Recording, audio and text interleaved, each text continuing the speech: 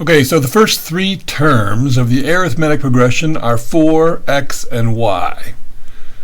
And then the first three terms of the geometric progression. Okay, let's write down the arithmetic one first. So we've got 4, x, and y. And then there's a geometric progression, and it's x, y, and 18. All right, so let's see. It's given that both x and y are positive. So we've got to keep that in mind. And they want us to find the value of x and y.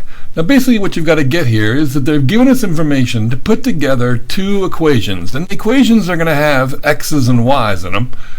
And also note that in both these sequences, the x's and the y's are the same numbers. So what we're doing is we're going to solve simultaneously because they're going to be the same. So how can we write an equation with this? Well, I know that x is equal to 4 plus whatever the common difference is. And I know the common difference is y minus x. So if I replace the d with that, I get this equation that x is equal to 4 plus y minus x. Or 2x is equal to 4 plus y. And if I do something similar to the geometric distribution, well, I know that y times r is equal to 18, and I know that r is equal to y divided by x. So that means that y times y divided by x has got to be 18. And if I multiply both sides by x, I get y squared is equal to 18x. Now, you take a look here. I see there's more than one way to do this, but it seems to me that I'm just going to divide both sides by 2, and I get x is equal, and then I replace the other equation with what x is equal to, and that gives me this quadratic of y squared is equal to 36 plus 9y, and when I get everything over on one side, I see it's pretty easily factorable, and so in this case it's going to be minus 12 and plus 3, or y is going to equal 12 or negative 3.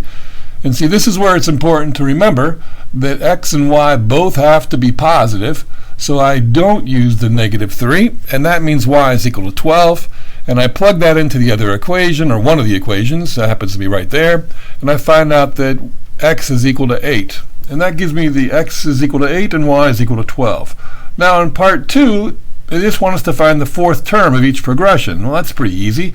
In the arithmetic one, the common difference is obviously 4, so the next term is going to be 16. And in the geometric sequence, that one is going to be 8, 12, and then 18.